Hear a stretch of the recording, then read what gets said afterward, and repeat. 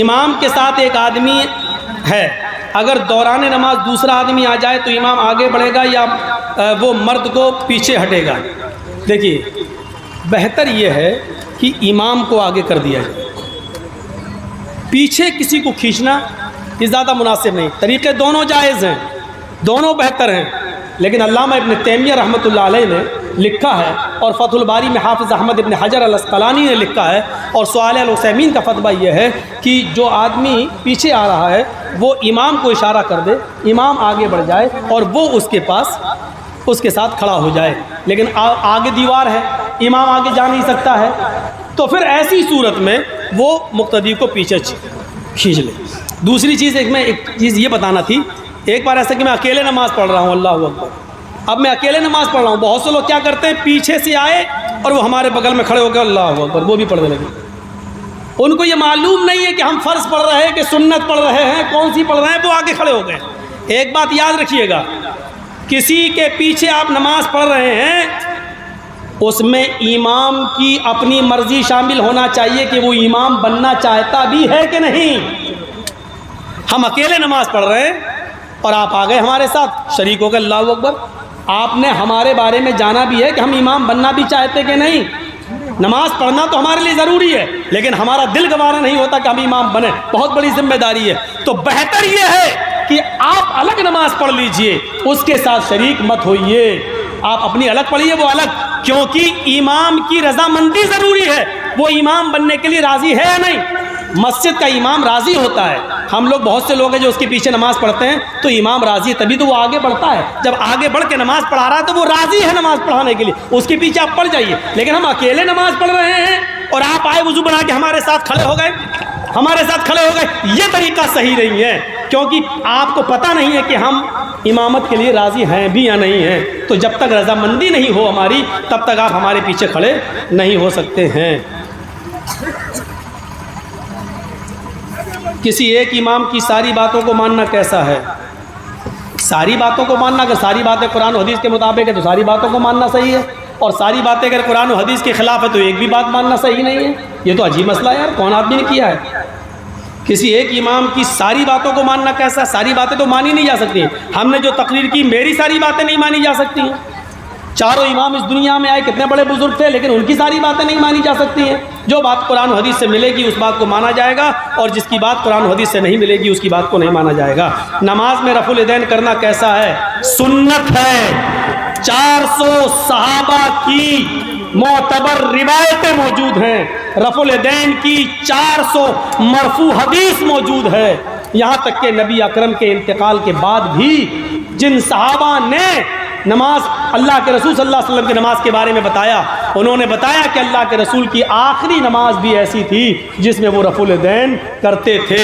رفع الیدین منسوخ نہیں ہوا، رفع الیدین اللہ کے رسول صلی اللہ علیہ وسلم کی زندگی میں آخری نماز تک رہا ہے۔ نماز میں آمین کہنا کیسا ہے؟ میں سمجھتا ہوں کہ اب ان مسائل کی ضرورت نہیں ہے، یہ بھی سنت ہے۔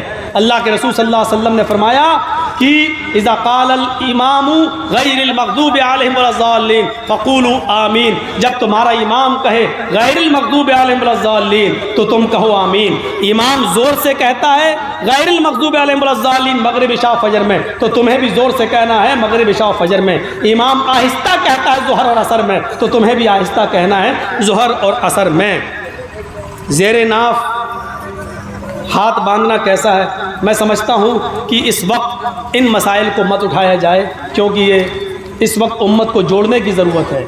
جہاں سینے پہ ہاتھ باندھنا، ناف کے نیچے ہاتھ باندھنا، ان مسائل پہ چرچے ہونا چاہیے، لیکن آپس میں بیٹھ کر، مل کر، بیٹھ کر سنجیدگی کے ساتھ جلسوں میں اب اس قسم کی باتیں نہیں آنی چاہیے، اور اس قسم کے مسئلے بیان کر کے میرے بھائیوں فتنہ کھڑا نہیں کرنا چاہیے۔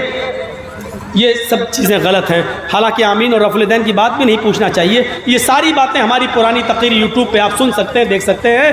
اس وقت امت کو جوڑنے کی ضرورت ہے، توڑنے کی نہیں۔ اس وقت یہ حال ہے کہ ایک جنگل کے اندر ہاتھی بھاگ رہا تھا تو اس سے چوہے نے پوچھا کہ ارے تم کیوں بھاگ رہے ہو؟ تو ہاتھی نے کہا کہ سنا نہیں جنگل میں اعلان ہو گیا ہے کہ جو بھی بھینس پکڑی جائے جو بھی بھینس جنگل میں ملے اس کو پکڑو اور کاٹ ڈالو، ختم کر دو۔ تو چوہے نے کہا تم بھینس تھوڑی ہو، تم تو ہاتھی ہو، تم کیوں بھاگ رہے ہو؟ اس نے کہا اگر ہم کو پکڑ لیا تو 20 سال تو یہ ثابت کرنے میں لگ جائے گا کہ میں ہاتھی ہوں، جبکہ میں ہوں، لیکن 20 سال یہ ثابت کرنے میں لگ جائے گا کہ میں بھینس نہیں ہوں، میں ہاتھی ہوں۔ تو یہ صورتحال ہے۔ آج دیکھ لیجئے کیا ہے، مولانا کلیم الدین صاحب کو گرفتار کر لیا گیا، کیا تھا ان کے اندر؟